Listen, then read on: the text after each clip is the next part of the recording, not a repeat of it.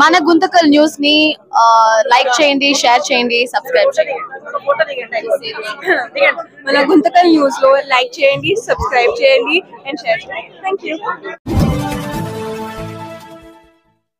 మన గుంతకల్లు న్యూస్ కి స్వాగతం.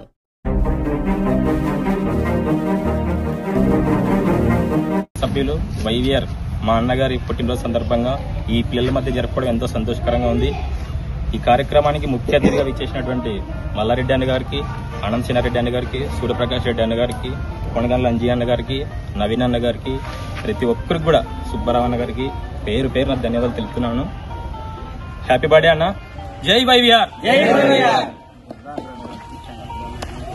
ఈరోజు పుట్టినరోజు జరుపుకుంటున్న మన ప్రియతమ నాయకుడు గుంతకల్ మాజీ సభ్యులు వెంకటరామరెడ్డి అన్న గారికి హృదయపూర్వక జన్మదిన శుభాకాంక్షలు. ఇలాంటి పుట్టినరోజులు మరెన్నో జరుపుకోవాలని, అన్న ఆయు ఆరోగ్యాలతో సుఖశాంతులతో మన గుంతకల్ నియోజకవర్గానికి ఇంకా అభివృద్ధికి తన వంతు చేయి ఎప్పుడు ఉండాలని 2029 ఆయన ఎమ్మెల్యే కావాలని కోరుకుంటూ ఈ ప్రతాప్ ఆధ్వర్యంలో మనము ఇక్కడ వీళ్ళకందరికీ అన్నదాన కార్యక్రమం నిర్వహిస్తున్నాము.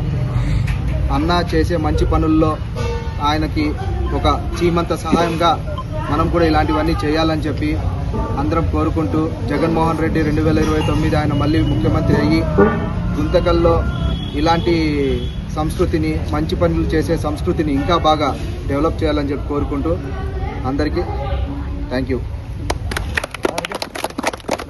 ఈరోజు మన వెంకటరామరెడ్డి గారి పుట్టినరోజు జన్మదినం ఇక్కడ పిల్లల మధ్యలో జరపడం చాలా ఆనందంగా ఉంది. ఈ ప్రోగ్రామ్ కండక్ట్ చేసిండేది మన మధ్యకేర ప్రతాప్.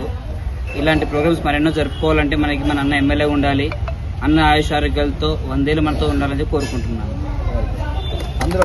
వై వెంకటరామరెడ్డి గారి పుట్టినరోజు.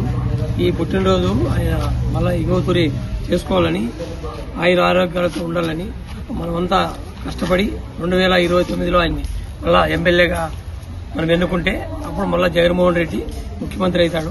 కాబట్టి వెంకటరామరెడ్డి ఆయుర ఆరోగ్యాలు ఉండాలని ఆయన మనసారా కోరుకుంటూ ఈ అనాథ పిల్లలకి ఇక్కడ మన ప్రతాప్ మధ్యకేర్ ప్రతాప్ అన్నదానం కార్యక్రమం చేపట్టాడు.